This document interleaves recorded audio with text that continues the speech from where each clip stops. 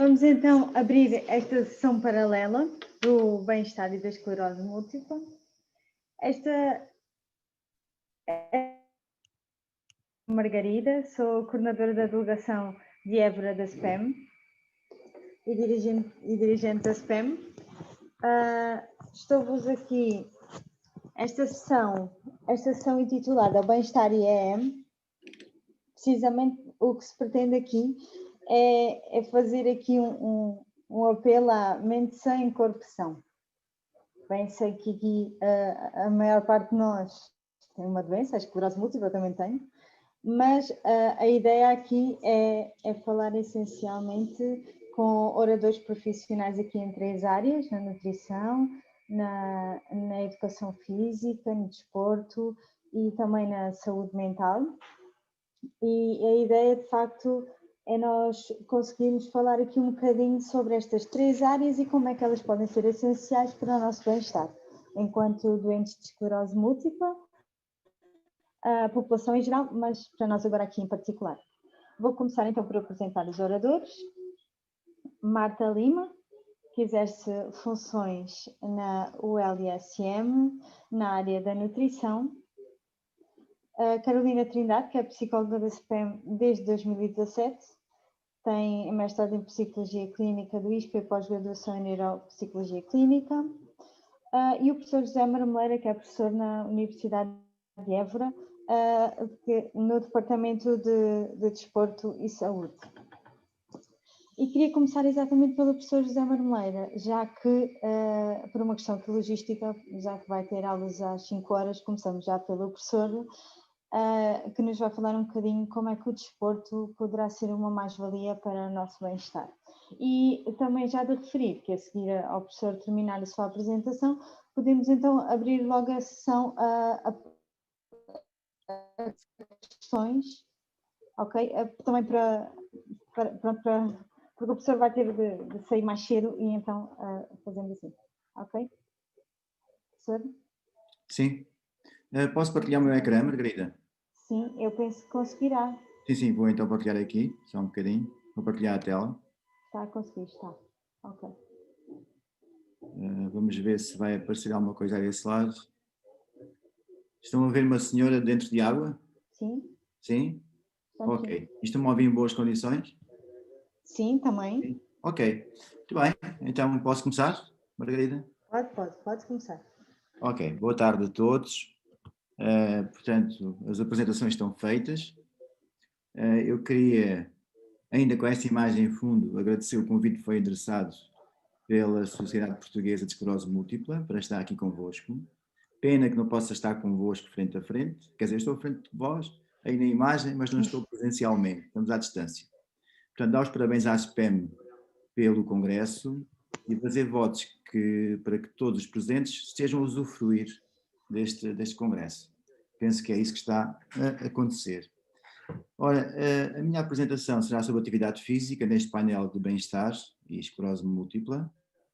Eu vou acompanhar a minha apresentação com conteúdo, com informação, mas também com algumas imagens que eu espero que sejam inspiradoras para vocês, aí em casa, onde se encontram.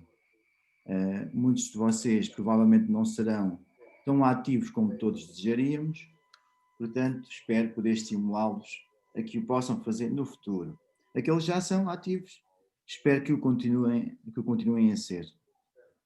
Portanto, em relação aos benefícios da atividade física, eu acho que hoje em dia é um daqueles assuntos que todos conhecemos.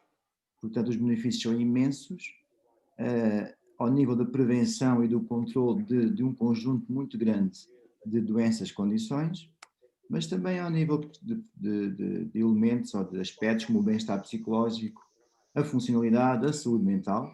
Hoje em dia fala-se muito na relação da atividade física e do exercício com a saúde mental, com o próprio funcionamento cognitivo, com a cognição, por exemplo, a atenção, por exemplo, o planeamento, mas também a percepção de competência e, muito importante, esta questão da energia, resistência à fadiga, vitalidade, ainda por cima porque estou a falar para um público em que muitas pessoas serão, portanto, pessoas com esclerose múltipla. Obviamente, então, a atividade física melhora a qualidade de vida, como está lá em cima, e tem qualidades terapêuticas excepcionais. Eu queria deixar desde logo esta mensagem, que estas qualidades terapêuticas excepcionais e esta capacidade de melhoria da qualidade de vida aplica-se, obviamente, também a pessoas com esclerose múltipla. Ora, aqui está um senhor com um peso na mão, treino de força, força muscular é uma das componentes da aptidão física muito importantes para nos mantermos saudáveis, nos mantermos aptos. Ora, vou lançar agora então um conjunto de questões e vocês pensam que saberão a resposta. Tenho uma pequena brincadeira porque eu acho que não vou acrescentar grande coisa, mas é uma forma depois de nós chegarmos a alguns conteúdos que eu acho mais importantes. Então, eu coloco esta pergunta. No geral, as pessoas com esclerose múltipla são suficientemente ativas? Bom, eu penso que a maior parte de vocês tem a resposta debaixo da língua. E a resposta, infelizmente, é que não. Na verdade, não são. Deixem-me dizer-vos que os estudos que eu estive a rever apontam para valores na ordem dos 20%. Portanto, 20% das pessoas com esclerose múltipla são suficientemente ativas. Bom, podemos dizer então que 80% não o são, não é? Há boas exceções, felizmente que existem, mas nós queremos que isto seja menos feito por exceções e seja algo mais de padrão, não é? Ora, aqui está um diapositivo com um treino de flexibilidade, usando aqui algumas bandas, podemos trabalhar a flexibilidade. Ao trabalhar a flexibilidade, caríssimos e caríssimas, nós estamos a melhorar a mobilidade e a nossa própria funcionalidade. É isso que nós também queremos, obviamente. No geral, as pessoas com esclerose múltipla têm boa aptidão física. Bom, decorrente daquela questão que foi colocada anteriormente, bom, vocês também terão debaixo da língua, a resposta é não. Embora, mais uma vez, existam boas exceções. Que exceções são essas? Especialmente aquelas que são mais ativas.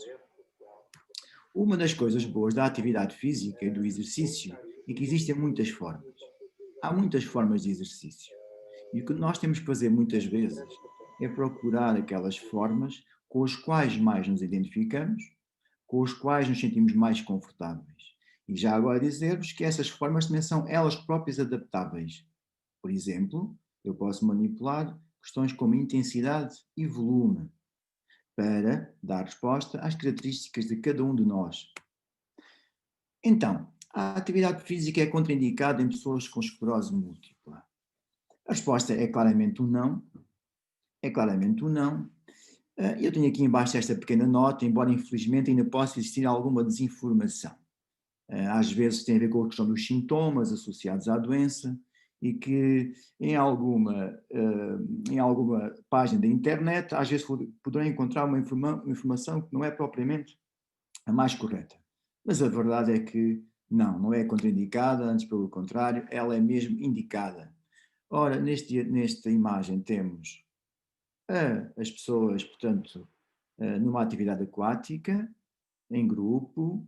A atividade aquática tem vantagens a vários níveis, desde logo ao nível da resistência, mas também da força.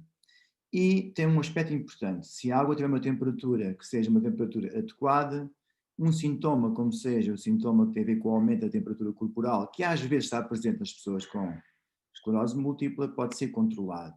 Portanto, lá está, procurar a atividade com a qual nos identificamos e que responde melhor às nossas necessidades. A atividade física é benéfica para pessoas com esclerose múltipla. Eu diria, não só ela não é contraindicada, como estava antes, não é? Mas mais do que isso, ela é mesmo aconselhada.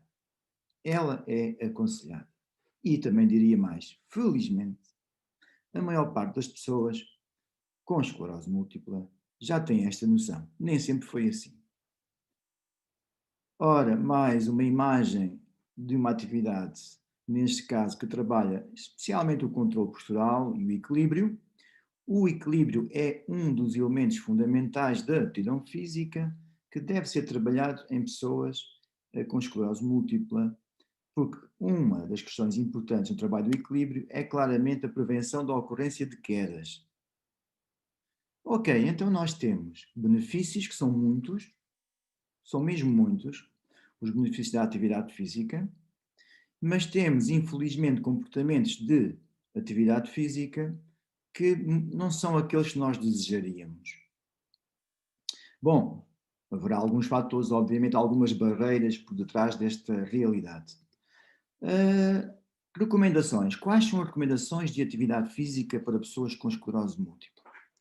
Há recomendações para a população em geral, também há recomendações específicas para pessoas com esclerose múltipla, e essas recomendações, neste caso em particular, que eu vos trago aqui, são da Sociedade Canadiana para a Esclerose Múltipla, e esta sociedade canadiana são frequentemente citadas para quem trabalha nesta área.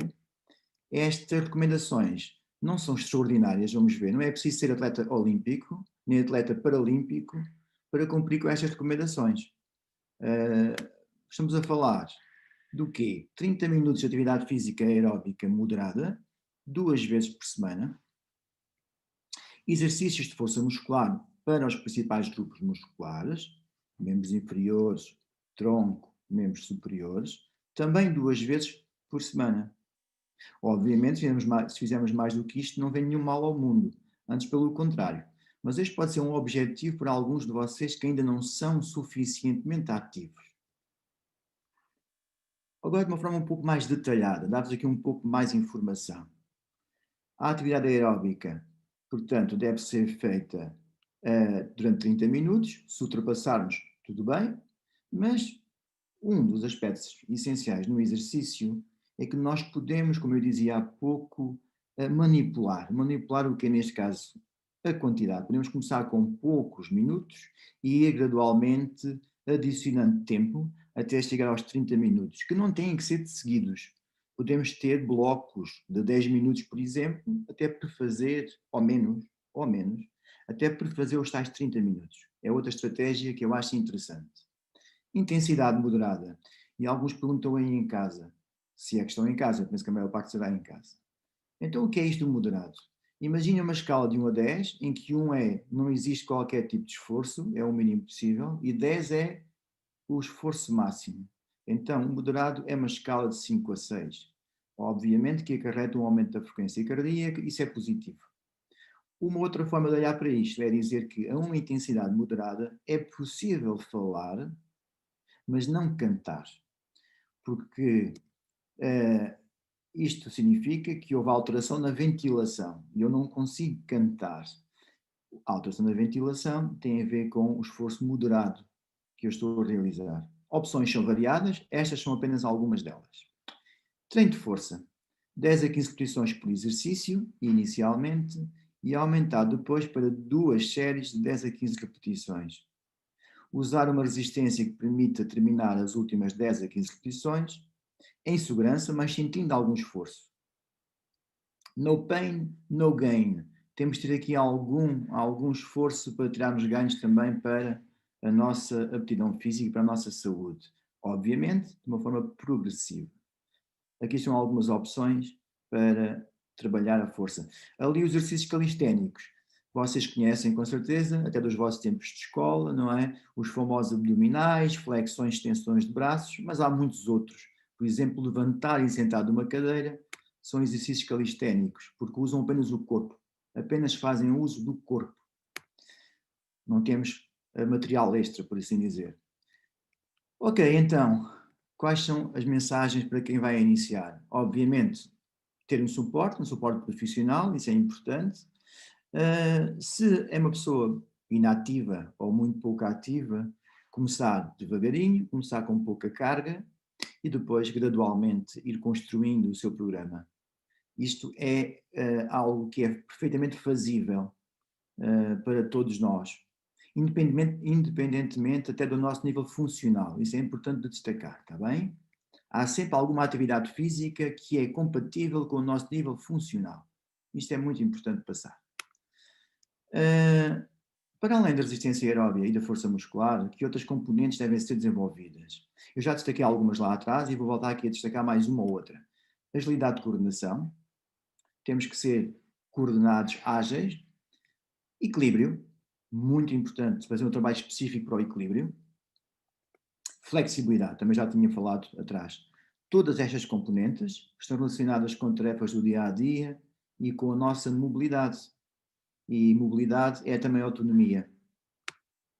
Ora, um exemplo de uma atividade que eu acho interessantíssima, aqui a marcha nórdica, em que vocês têm o apoio ali daqueles bastões, que são uma boa forma de vos dar segurança e de trabalhar vários grupos musculares em simultâneo. Não é? Depois as possibilidades que têm este tipo de trabalho são interessantíssimas. Ora, está na moda os exercícios mind-body, ou mente-corpo, aqui está em inglês, portanto em português será mente-corpo, estão muito na moda, mas ainda bem que estão na moda, eu acho que é uma moda que veio para ficar. Têm muitos benefícios, não só no domínio físico, mas também no domínio do bem-estar psicológico, no domínio das questões que têm a ver com até a regulação emocional. Portanto, o que são exercícios mente-corpo? Eu trago aqui uma definição, que eu acho uma boa definição. Formas de exercício que combinam movimento corporal, foco mental, de concentração e respiração controlada para melhorar a força, o equilíbrio, a flexibilidade e a saúde em geral. Se calhar alguns de vocês facilmente identificam, por exemplo, o yoga, o tai chi, o pilates, a própria dança, tem uma componente também aqui, mente-corpo, identificam facilmente estes tipos de exercício, até penso que alguns de vocês estão a assistir a esta conferência, já o fazem. Aqui temos uma imagem de uma sessão de yoga adaptada, em que temos pessoas com esclerose múltipla, em que vocês veem realmente alguns em pé, alguns sentados, e percebem perfeitamente que temos ali um apoio, em particular para uma pessoa, portanto é perfeitamente execuível. Não esquecer então que os benefícios do exercício não são apenas físicos, como eu dizia há pouco, são também cognitivos, emocionais e são relacionais. Daí também a mais-valia do exercício. Não se esgota apenas na componente funcional, na componente física, vai muito para além disso. Muito bem, precauções específicas. Talvez aquela que seja mais falada seja a intolerância ao calor, e aqui o que é que nós podemos aconselhar? Se este é uma dificuldade para si, exercitar-se de manhã, obviamente menos calor, e a temperatura corporal aumenta mais lentamente de manhã, manter-se hidratado, fundamental, roupa fresca, ou então roupa capaz de arrefecer o corpo, há roupa com estas propriedades, a pensar nesta dificuldade em particular, exercitar-nos numa sala com ar-condicionado, pode ser uma solução, exercícios aquáticos com uma temperatura adequada, até aos 29 graus, pode ser também uma boa solução. Outra hipótese é um banho prévio para reduzir a temperatura corporal, para que possamos depois fazer a nossa sessão de uma forma melhor sucedida. Agora, assim rapidamente, eu queria passar por algumas barreiras para a atividade física, passando desde já a mensagem que o que nós queremos mesmo é derrubá-las. O que nós queremos mesmo é derrubar as barreiras para a atividade física. Bom, nós queremos quebrá-las. O que nós queremos é que possamos passar por elas e chegar a bom porto. Então, a seguir, vou apresentar algumas barreiras, aquelas que são mais comuns, haverá outras com certeza, muitas outras, mas há aquelas que aparecem sistematicamente, e vou ilustrar com testemunhos de pessoas com esclerose múltipla, que pronunciam sobre essas barreiras. Uma das principais, não é só nas pessoas com esclerose múltipla, já agora, é em todas as pessoas, de uma forma geral, ou na maior parte das pessoas que não fazem atividade física, a desculpa muitas vezes é a falta de tempo, não é? Não tenho tempo. Bom, se lerem aqui este testemunho, isto é o que é comum, não é? É necessária motivação para se usar o tempo para fazer exercício, porque há tantas outras coisas que se poderiam fazer, pode-se adiar muito facilmente, tem de se estar motivado para usar o tempo disponível. Bom, eu diria que há sempre forma de encontrar tempo disponível. Na nossa rotina diária, e nem tem que ser todos os dias, nós conseguimos encontrar alguns dias de tempo para fazer atividade física. Fadiga. Fadiga é um desafio, sem dúvida nenhuma. Vejamos este testemunho, quando uma pessoa está cansada, não se vai dar ao trabalho de fazer exercício, a pessoa não vai fazer. Bom, aqui há azul. O exercício parece levar à redução da fadiga em pessoas com esclerose múltipla, uma redução pequena, mas ainda assim significativa.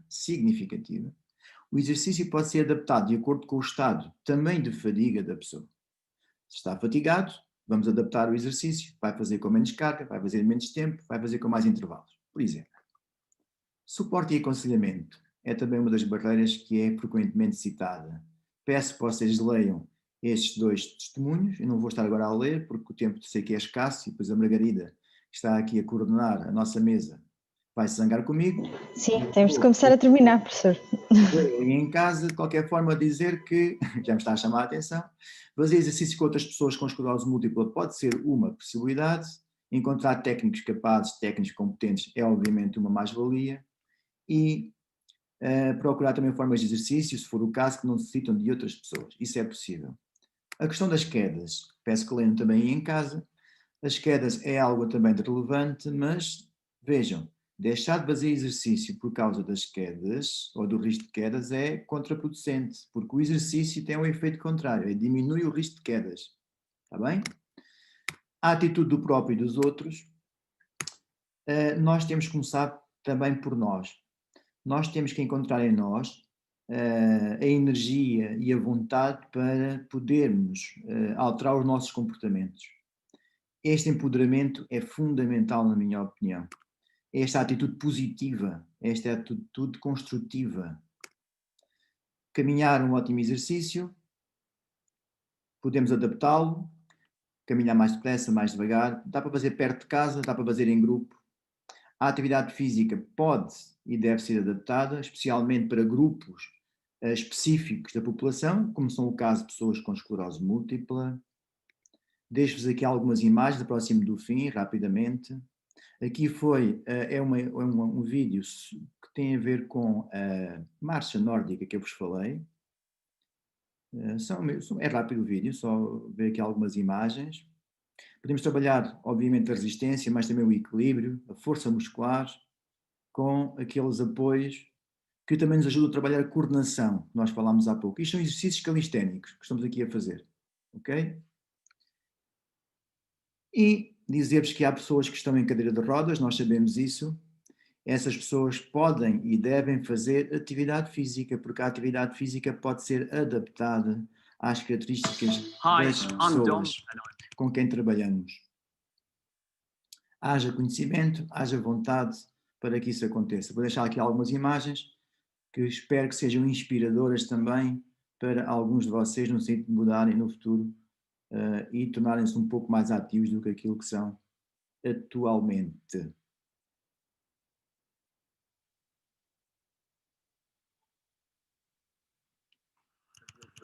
Which helps us move more comfortably. Okay, so a few more of these. Excellent. Tight. Deep breath in. Ok, trabalho de respiração. Ok, perceberam a ideia, penso eu.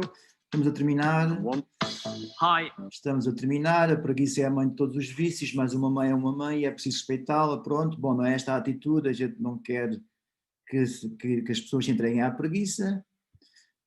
Vamos quebrar as barreiras, no sentido de subimos as escadas, não é subimos a montanha. Então, a propósito, eu pego aqui nesta ideia que muito bem foi utilizado neste congresso, que é mover a montanha, não é? Vamos lá mover a montanha, vamos remover a montanha e vamos nos tornar um pouco mais ativos do que aquilo que somos, tá? Obrigado pela vossa atenção, desculpem a rapidez, mas não havia tempo para mais. Obrigado. Obrigada, professora. Obrigada pela sua apresentação, foi bastante clara e nós já tínhamos a certeza que o exercício físico teria que fazer parte do nosso bem-estar e agora ainda temos mais essa certeza. Eu não sei se alguma das oradoras tiver alguma questão que gostasse de colocar ao professor, poderia ser interessante. Se não, posso colocar eu. Não? Ok, pronto.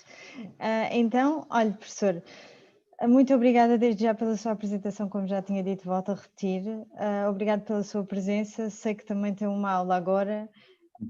Esta parte da discussão normalmente é sempre a mais interessante, não é? Agora, infelizmente, não podemos estar todos juntos, são contingências, neste momento não pode ser, mas de qualquer forma, o apelo que eu gostava de deixar e também aqui de comentar consigo seria, talvez fosse interessante, então, além da fisioterapia, ter um grupo e se calhar até se criar aqui um protocolo com a SPEM e com outros organismos, no sentido de ter um grupo de pessoas que nos pudessem ajudar então a fazer atividade física adaptada, porque além da fisioterapia, podemos apostar na atividade física. Estou certa? Está totalmente correta, Margarida. É uma pessoa informada, bem informada, tocou numa estratégia. Pode ser esta estratégia da atividade em grupo. É uma estratégia que está a ser seguida também noutros grupos específicos, em que as pessoas com determinado tipo de condição, neste caso com esta doença, esclerose múltipla, podem, não todas, mas algumas, rever-se mais neste tipo de contexto, em que se juntam com outras pessoas com a mesma doença e que fazem atividade juntos. Isto pode ser gratificante, pode ser também uma forma de se informarem mutuamente, porque nós beneficiamos imenso das experiências dos outros. Em qualquer área é assim. Quando nós falamos com outras pessoas, beneficiamos imenso daquilo que eles viveram, aprendemos com elas e também nos ajudam a nossa própria motivação e nós ajudamos à motivação dessas pessoas. Além disso, ao termos um grupo de pessoas com características, apesar de diversas, têm também características em comum, fica facilitado, obviamente, a condução da própria sessão. Portanto, eu acho que sim, eu acho que isso poderá ser um desafio interessante, porque ao fazermos atividade física, melhoramos, eu saliento isto, não só os aspectos físicos, durante muitos anos falava-se em atividade física e ficava-se muito na questão física, isso está correto, mas é muito mais do que isso. Tem a ver com questões de bem-estar subjetivo, bem-estar psicológico, tem a ver com questões relacionais, lá está o tal grupo, a relação que se cria com outras pessoas, não é? Com o próprio técnico, com o próprio profissional, e depois, se calhar, ajuda-nos no resto do dia, não é? No resto dos dias. Cria-nos outro estado de humor. Portanto, força nisso. Acho muito boa ideia. A rede, sim. Então, vamos tentar apostar nisso, professor. Muito obrigada desde já. E passamos então, não sei se o professor se tiver Eu que ir só pedir embora. desculpa Pronto, pelo facto de me ter que ausentar. Como a Margarida disse, eu tenho agora uma aula às 5 horas. claro. Gostaria de estar para assistir às próximas comunicações. Portanto, das minhas colegas de painel, Carolina Trindade e Marta Lima. Portanto, peço desculpa por não poder estar a assistir. Vocês assistiram à minha e não assistiram à vossa. Mas pronto, obrigado e peço desculpa. Tudo bom para vocês, para os congressistas e maiores felicidades e mexam-se. Obrigada. Muito obrigada, professor. Passamos Porque só mais 2 então. minutinhos depois sai, está bem? Obrigado. Certo, obrigada. Passamos então à Marta Lima. Muito obrigado. Pode ser? Sim, sim, conseguem-me ouvir? Sim, Marta. Sim, pronto. Boa tarde a todos, em primeiro lugar, e como a Margarida já fez a apresentação no início, o meu nome é Marta e sou nutricionista. Hoje, infelizmente, não trago nenhum apoio, nem nenhum material de apoio aqui a esta exposição. O principal objetivo é mesmo esse, fazer uma pequena abordagem, uma pequena exposição oral sobre os principais cuidados alimentares a ter na esclerose múltipla. E depois, posteriormente, podemos abrir a sala a algumas perguntas e algumas discussões e aí sim conseguir responder a algumas dúvidas um bocadinho mais concretas, que isso também aqui é o objetivo. Em primeiro lugar, eu gostaria apenas de transmitir uma mensagem que eu considero importante e que acaba também por se enquadrar neste tema, que é o seguinte. No que toca à alimentação, e agora não especificando a esclerose múltipla ou qualquer outra doença crónica, no que toca à alimentação, não há nenhum alimento que sozinho ou ingerido de forma isolada tenha qualquer influência na progressão da doença ou na melhoria de sintomas ou até no aparecimento de outras patologias. Temos que considerar a alimentação como um todo e aí sim há determinadas características ou determinados fatores que podem ser ajustados e melhorados para melhorar a gestão dos sintomas. É também importante salientar que não há duas pessoas que sejam iguais e por isso algumas estratégias que funcionem para uns automaticamente não funcionam para outros. É tudo também uma questão de tentativa e erro e por isso perceber quais são as principais estratégias que melhor se adequam e que melhor se adaptam a cada indivíduo. Agora sim, que estratégias são essas que eu falo? tudo aquilo que eu também vou apresentar aqui tem por base a ciência, ou seja, são fatores e são recomendações comprovadas cientificamente como resultam na melhoria de sintomatologia. Nomeadamente, vou começar a falar dos lípidos, ou seja, a gordura em si. Aqui nós sabemos que temos de ter algum cuidado, nomeadamente com a quantidade de ácidos gordos saturados, ou seja, quanto menor for a quantidade de ácidos gordos saturados na nossa alimentação, melhor. E também há algum benefício associado à suplementação com ácidos gordos ômega 3. Onde é que encontramos os ômega 3? Nos peixes gordos, por exemplo, no atum, no salmão, na sardinha, na cavala. Encontramos também no óleo de fígado de bacalhau, que isso também acho que é bem conhecido nosso, e no óleo de linhaça ou a própria semente da linhaça. Parece ter algum efeito protetor devido ao seu poder anti-inflamatório, por isso temos que gerir aqui esta quantidade de ácidos gordos saturados que queremos que seja o mínimo possível e uma possível suplementação em ômega 3 para podermos ter este efeito protetor. Podemos também falar dos ômega 6, também um ácido gordo insaturado, só que aqui temos que ter especial cuidado e isto são noções e são estratégias que a população no geral pode adotar, mas doentes com esclerose múltipla acabam por ter de ter ainda mais cuidado com este fator, porque aqui realmente o que se verifica na população e na maioria da população é um desequilíbrio entre esta proporção, ou seja, verificamos uma ingestão de ômega 6 muito mais superior à da ômega 3 e por isso o efeito benéfico, o efeito protetor que gostaríamos que tivesse vai deixar de existir e vai potenciar ainda mais o efeito inflamatório e a inflamação que já existe generalizada pelo corpo vai potenciar ainda mais. Por isso aqui queremos que exista um rácio de 2:1 ou de 4:1 de ômega 6 para ômega 3, o que se verifica atualmente é uma ingestão de ômega 6 entre 15 a 20 vezes mais do que o recomendado. E por isso, claro, com a industrialização destes alimentos e com a ingestão em maior quantidade de alimentos ultraprocessados, estamos a ter precisamente o efeito contrário do que aquilo que gostaríamos de atingir. Para além disso, uma outra estratégia que também já vos deve ser bem conhecida é em relação à vitamina D, um micronutriente bastante importante na gestão desta doença, uma vez que não só ajuda na absorção do cálcio que é necessária para a manutenção da nossa saúde óssea, mas também por apoiar a resposta imune a determinadas infecções e ajudar a limitar a inflamação, que acaba por ser esse o nosso objetivo principal.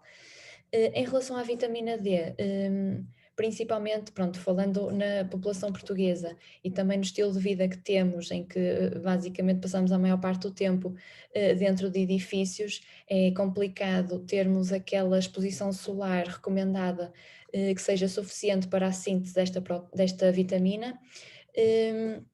Por isso, a maioria dos profissionais opta mesmo pela suplementação desta vitamina.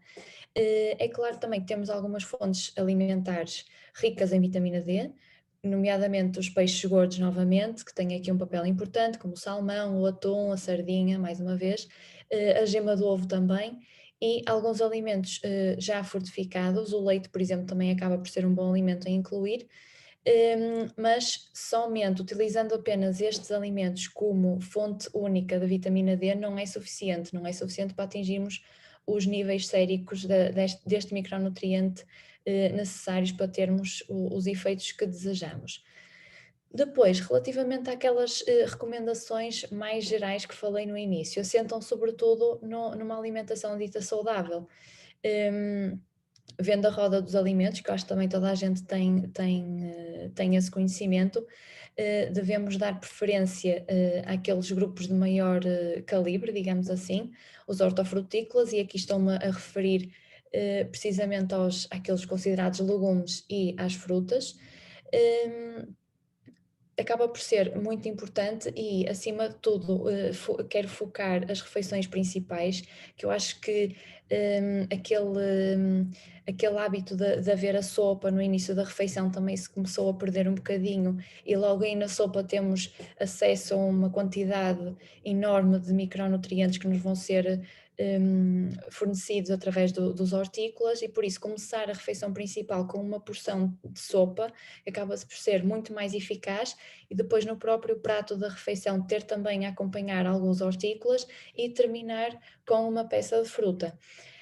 Também em relação à fruta, eu gostava de chamar a atenção e focar o principal papel dos frutos vermelhos, que são riquíssimos em antioxidantes, e por isso que o ideal seria mesmo ingerir uma porção de frutos vermelhos por dia, mas isso também compreendo que não seja confortável devido também ao valor e ao custo desta fruta, principalmente devido ao seu teor em antioxidantes, mas sempre que for possível ingerir uma porção deste fruto seria o ideal. Referir também que será importante higienizar muito bem este tipo de alimentos para que seja possível confeccionar ou consumir sempre com a casca, sempre que possível, porque também na casca destes alimentos é onde conseguimos encontrar a maioria dos seus benefícios. Se pensarmos bem, a casca destes alimentos, dos legumes e da fruta, acaba por ser a barreira que o fruto tem para combater as adversidades do exterior, e por isso é onde concentram a maioria dos seus benefícios, e por isso também estarmos a descartar também não me parece uma boa solução.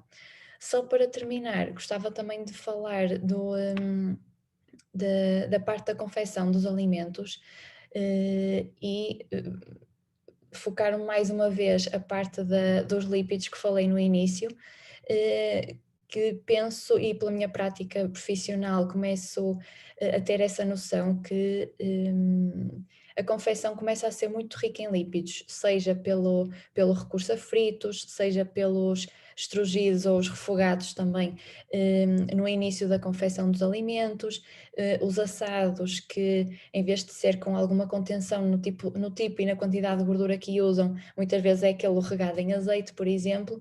Por isso vão ser nestes pequenos pormenores e nestes os tipos de confecção e na ingestão pobre de legumes e fruta também, que não só não estamos a dar este papel protetor e esta capacidade que a alimentação e que nós temos a nosso mercê para esta proteção, pelo contrário, estamos a potenciar todo esta inflamação que já está generalizada, neste caso na esclerose múltipla, estamos a potenciá-la ainda mais e pode progredir e até levar ao agravamento de sintomas. Por isso eu vou deixar aqui por terminada esta minha apresentação, e claro, se houver agora alguma dúvida, agradeço para podermos esclarecer algo um bocadinho mais pontual. Marta, obrigada. Obrigada por esta exposição acerca da importância da nutrição, não só para nós, doentes de esclerose múltipla. Pronto, nós falamos aqui no bem-estar, falamos do bem-estar de qualquer pessoa. População em geral, claro. Exato, estas 3 áreas são importantes para qualquer pessoa, mas aqui estamos num congresso de esclerose múltipla, portanto falamos mais em particular para os portadores desta doença. Eu só queria fazer aqui uma questão que é relativa à água. Certo. Também acaba por ser não vou dizer alimento, mas uma substância, pronto, um bocadinho em falta, lá está, mais uma vez, na população em geral, e que aqui também se inclui, pronto, esta patologia. Normalmente fala-se muito no 1,5 litro por dia de água. Isso vai depender bastante. Se estivermos a falar de uma pessoa que até ingere as duas doses de sopa recomendadas por dia, vai bebendo alguns iogurtes ao longo do dia também, logo aí já vai ter um aporte hídrico considerável, ou seja, aquele 1,5 litro pode até nem ser preciso alcançar.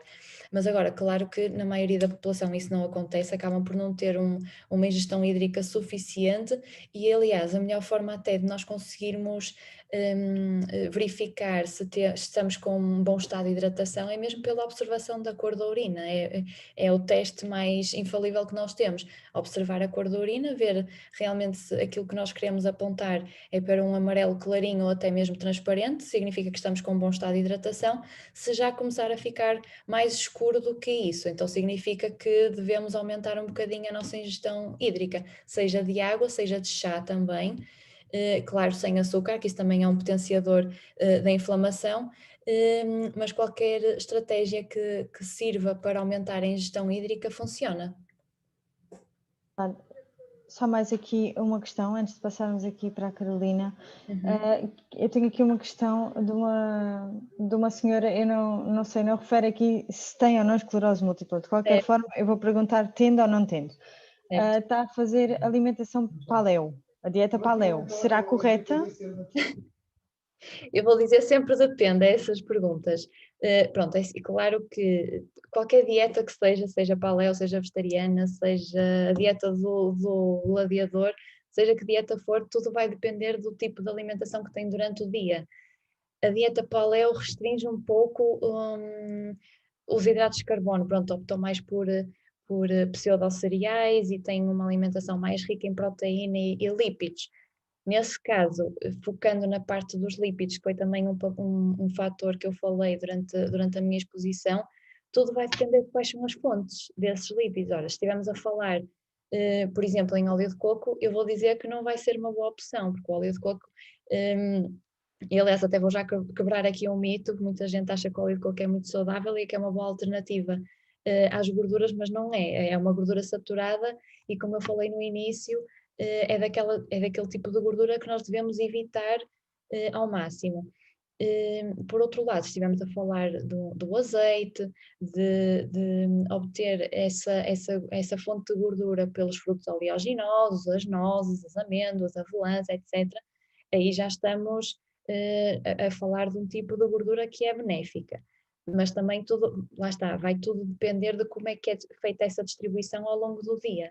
E depois também depende do objetivo da pessoa, não é? Se o objetivo for perda de peso, também os lípidos, como nós sabemos, são a principal fonte de energia também que dá ao nosso corpo, por ser um alimento muito concentrado, ou seja, em pequena quantidade fornecemos muita energia ao nosso corpo. Se o objetivo dessa pessoa for a perda de peso, vamos ter que contabilizar muito bem a distribuição desse tipo de alimentos ao longo do dia. Por isso depende. Claro, depende de pessoa para pessoa, já estamos habituados nisso, na nossa doença também. Cada um é um e o que resulta com um pode não resultar com Claro outro. que sim. Pronto, eu vou passar a palavra então à Carolina. Antes gostava só de referir uma coisa que não referi no início. Estamos aqui a falar de bem-estar, mas não esquecemos a nossa terapêutica habitual. Portanto, tudo isto que estamos aqui a dizer é aliado à nossa Aliado, terapêutica. exatamente, claro que sim. Claro, obviamente. Portanto, agora Obrigada. passaríamos. Obrigada eu. Obrigada. Marta. Passando Carolina Trindade. Olá, espero que me estejam a ouvir bem. Sim. Eu vou partilhar então a minha apresentação, o meu ecrã, para não perdermos agora aqui muito tempo. Acho que é isto. Ok. Estão a ver, certo? Certo, tudo ok. Ok. Então, eu nesta apresentação vou muito sucintamente fazer aqui uma breve ponte com o que foi falado, tanto a nível de desporto quanto de nutrição e, como não podia deixar de ser, de psicologia, e especialmente psicologia, claro. E eu começo já por levantar aqui uma questão que é o que é que significa para cada um de vós a saúde mental? O que é isto de saúde mental? Segundo a Organização Mundial de Saúde, a saúde mental é muito mais do que não ter uma doença, do que a ausência de doença, e está intimamente ligada à saúde física e ao nosso comportamento. Portanto, ela está relacionada à forma como uma pessoa reage às exigências, aos desafios e mudanças de vida e à forma como harmoniza as suas ideias e emoções. Portanto, ela relaciona-se com um equilíbrio no nosso organismo a todos os níveis. Nisto, manter a saúde mental, nós sabemos que não é assim tão simples, principalmente nos dias de hoje. Nós lidamos com cada vez mais stress, com doenças, com conflitos relacionais, problemas económicos, entre muitos outros desafios. Podemos dizer que A saúde mental contempla, entre muitos fatores, a nossa sensação de bem-estar, a nossa capacidade para gerir as adversidades, o reconhecimento e respeito dos nossos limites e vulnerabilidades, a nossa satisfação com a vida, as nossas relações, e em todas estas coisas que eu estou aqui a referir e outras, estão as nossas emoções e a forma como nós gerimos as nossas emoções. Está sempre associado, não conseguimos dissociar. Mas o que é isto? O que é que são as nossas emoções? As nossas emoções são como afetos bruscos e agudos, ou digamos assim, que se desencadeiam por uma percepção, ela pode ser uma percepção externa ou interna, e tem uma forte correlação somática, ou seja, tem uma forte relação com o nosso corpo. Não existe emoção sem o nosso corpo. Não é só uma coisa que se passa dentro da nossa cabeça. A emoção está no nosso corpo. Ok. Então, cada emoção é desencadeada ou por um processo automático, que é quando vivemos alguma circunstância emotiva, ou até mesmo quando vemos outra pessoa a viver uma circunstância emotiva, a demonstrar uma emoção, ou pode ser desencadeada por um processo cognitivo, quando temos certas expectativas, valores, pensamentos, que ao debruçarmos sobre eles nos fazem experienciar uma emoção. A verdade é que quando sentimos uma emoção, nós estamos a produzir hormonas. E todos os processos metabólicos do nosso corpo estão dependentes do sistema hormonal. As hormonas são como mensageiros químicos, elas vão através da nossa corrente sanguínea até às nossas células de diferentes partes do nosso corpo, não é? E vão-lhes dizer o que é que elas têm que fazer. Ou seja, controlam todas as funções do nosso corpo. Controlam a pressão arterial, a fertilidade, a função imunológica, o humor, a qualidade do nosso sono, entre muitas outras. Todas as funções metabólicas destinadas, no fundo, a manter-nos saudáveis e vivos, são controladas pelo nosso sistema hormonal. Então, um desequilíbrio físico, como uma doença, ou até a luta do nosso corpo contra uma má alimentação, ou um desequilíbrio emocional, provoca desregulação na produção destas hormonas, e nós precisamos de um equilíbrio hormonal para estarmos física e psicologicamente saudáveis. E nós vemos isto muito claramente na esclerose múltipla. Episódios de grande stress ou de ansiedade aumentam em muito as probabilidades de se ter um surto. A incerteza em relação ao futuro, a sensação de perda de um estilo de vida normal, leva a que muitas pessoas, em certas ocasiões, se sintam severamente deprimidas. E é realmente importante que estes sintomas sejam tratados. Nós observamos que o desempenho funcional dos doentes melhora quando eles se encontram com uma boa saúde emocional e piora quando eles estão descompensados emocionalmente. Portanto, importa-nos saber como é que podemos equilibrar um bocadinho isto. Como é que podemos equilibrar o nosso organismo a este nível? Reforçando esta ideia de que mente e corpo são um só, nós podemos melhorar a nossa saúde física e mental através de uma boa nutrição, como já foi falado aqui, de exercício físico, aumentando o nosso autoconhecimento e clareza mental, reforçando assim também a nossa inteligência emocional, que é aqui que entra também a psicologia. E quando necessário, fazer uma suplementação alimentar ou uma modulação hormonal, claro que medicamente acompanhada, e estas duas coisas. Portanto, a nutrição tem uma influência direta na forma como nós nos sentimos, e isso pode ser melhor explicado pela nutricionista que está aqui, que saberá muito melhor que eu. E o exercício físico também, como foi referido, tem um efeito positivo imediato no nosso cérebro também, inclusive no nosso humor e concentração. E este efeito pode durar muito tempo e proteger o cérebro de diferentes formas, diferentes doenças, como a depressão, o Alzheimer ou a demência. São muito poderosos os efeitos da atividade física. Yoga e meditação, nós temos aqui ao cantinho, eles também foram referidos anteriormente, como exemplos de atividades que podemos fazer com grandes benefícios comprovados para o físico e para a mente, e muito relacionados com a saúde integrativa. Estas práticas de mente-corpo, como a meditação e o yoga, podem ajudar no foco e a facilitar a consciência sobre sensações e sobre as nossas necessidades da nossa mente e do nosso corpo. É possível encontrar, no fundo, aqui um estado de conexão, mas não só aqui. Eu diria que em muitas outras práticas, em qualquer atividade que nos deixe concentrados, que nos deixe ancorados ao momento, pode ser correr, pode ser ouvir música, pode ser ler um bom livro, qualquer uma destas atividades que vos traga para o contacto convosco mesmos, para o sentido de presença, no fundo, atividades que exijam um foco e realmente aquela necessidade de estar ali, vão ser muito boas para isto também. Então, a terapia e um bom acompanhamento psicológico é para mim também outro fator muito importante, como não podia deixar de ser. E eu tenho aqui esta frase: não tenha vergonha de cuidar da sua saúde mental.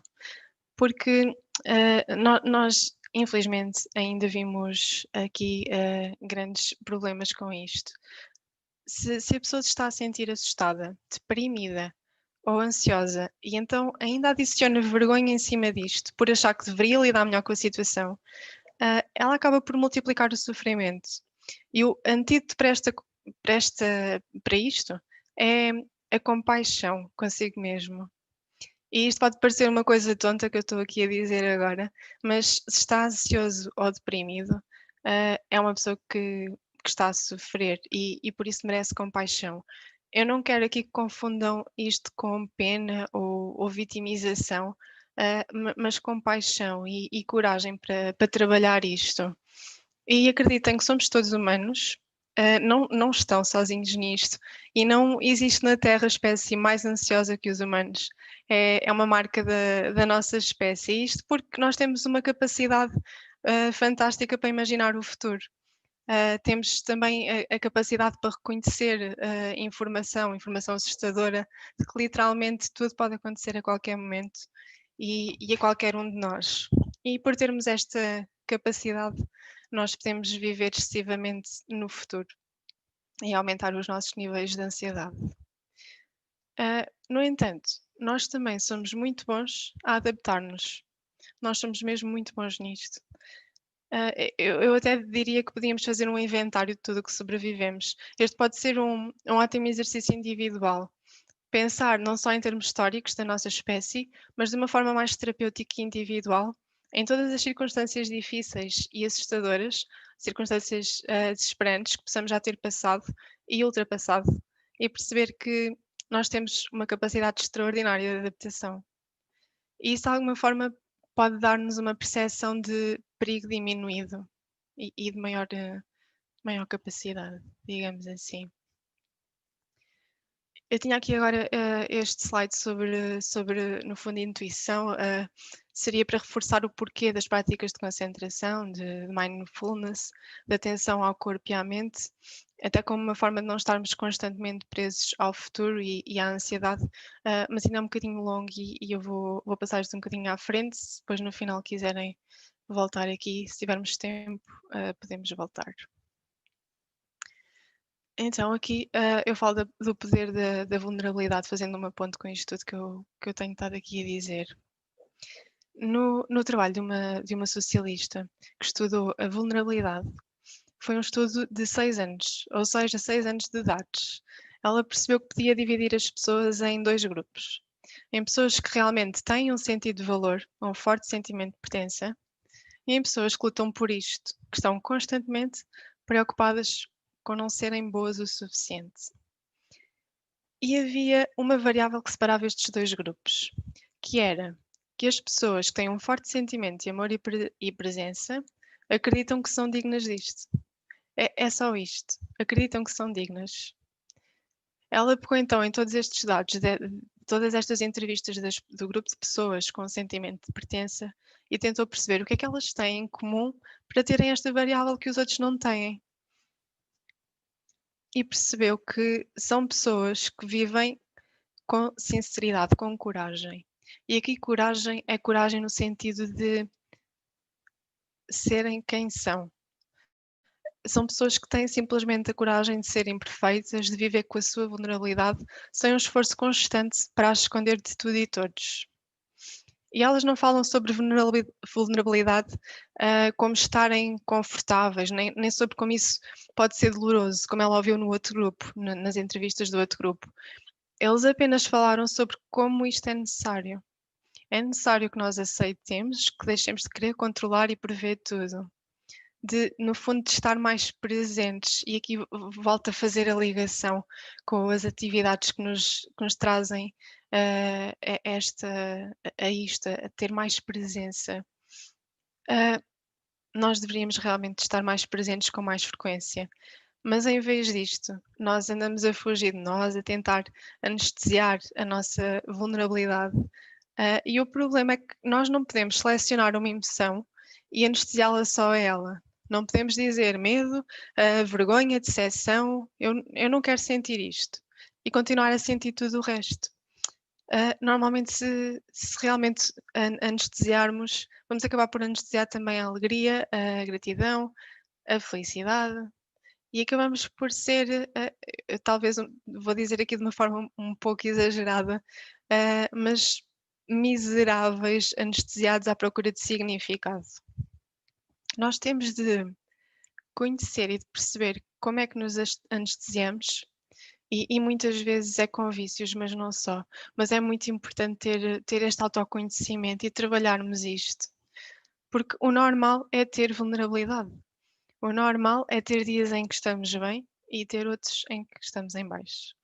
E no fundo está tudo bem em não estar sempre tudo bem. Nós não podemos ser sempre perfeitos, sempre perfeccionistas, estar sempre alegres, não ter emoções desagradáveis, porque elas fazem mesmo parte e todas elas têm uma grande função. E se as estamos a experienciar, é porque estamos a precisar delas de alguma forma. E portanto, avaliem a vossa saúde mental, conheçam-se, permitam-se fazer terapia como parte do processo, porque nós estamos cá a capacitar-nos para trabalhar isso convosco. E da minha parte é tudo. Não sei se alguém quer fazer alguma pergunta. Obrigada, Carolina. Obrigada. Foi uma excelente apresentação e foste muito clara no que disseste. De facto, nós sabemos todos que a saúde mental é algo que, exatamente como o nome indica, devemos ter atenção para ter saúde mental. Mas depois não é propriamente uma coisa fácil, não é? Implica que deixemos alguns vícios, que deixemos algumas circunstâncias da nossa vida que estamos habituados e sai da nossa zona de conforto e daí nem todos consigamos ter, mas é muito interessante teres falado na associação, teres feito aqui o resumo, não é? Da nutrição, exercício físico, saúde mental, que está aliada a estas duas áreas, daí as termos colocado aqui, no bem-estar, mas ser tão importante para os doentes de esclerose múltipla, devido à progressão da sua doença, também poder estar ligada a esta questão da saúde mental. E há de facto estudos nesse sentido? Sim, sem dúvida. Sem dúvida que está muito associada. E isto, há uma ligação muito, muito óbvia. Nós quando estamos emocionalmente fragilizados, o nosso sistema imunitário também vai estar fragilizado. É como eu expliquei anteriormente sobre as hormonas. Estas hormonas, por exemplo, nós quando temos níveis muito elevados de stress, nós produzimos muito cortisol, e o cortisol de alguma forma vai estar no nosso organismo, no fundo, não vai estar de uma forma exagerada e vai fragilizar o nosso sistema imunitário. Portanto, sem dúvida que, tendo ou não esclerose múltipla, o nosso desequilíbrio emocional vai contribuir ou não para a nossa saúde física. E essa questão que referiste anteriormente de ser difícil, nós sabemos que seria bom conseguirmos estar mais presentes e, no fundo, estar mais em contacto connosco, com a nossa intuição, conseguir viver mais, estar mais. É muito difícil, e nós temos padrões muito rígidos que nós vamos desenvolvendo a vida toda, muitas vezes com mecanismos de defesa que no fundo acabam por ser isso mesmo que estavas a falar.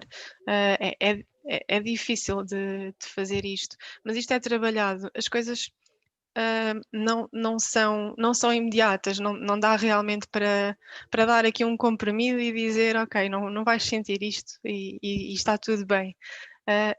As emoções têm que ser vividas, não há como, nós somos humanos, é para viver estas emoções todas, não é para andarmos a escolher. Agora, obviamente, que temos de ter um cuidado muito grande para perceber onde é que estamos e para que o nosso equilíbrio emocional, para conseguirmos ter um bom equilíbrio emocional, não é? E fazer uma boa gestão das nossas emoções, ter uma boa inteligência emocional. Senão, num certo ponto, podemos realmente perder alguma funcionalidade e provocar algumas situações que não nos são nada benéficas. Não sei se respondi muito bem à tua questão. Sim, sim. Nós agora temos de terminar porque vamos passar para a sala seguinte, já aqui temos até os oradores. Então, eu agradeço desde já à Marta, à Carolina, já agradeci ao professor. Eu acho que investir tanto na nutrição como na saúde mental, no exercício físico, em tantas outras técnicas que não conseguimos abarcar aqui, é uma mais-valia para todos e para nós é especial. Obrigada. Claro. Obrigada a todas. Obrigada. Obrigada. Okay? Obrigada.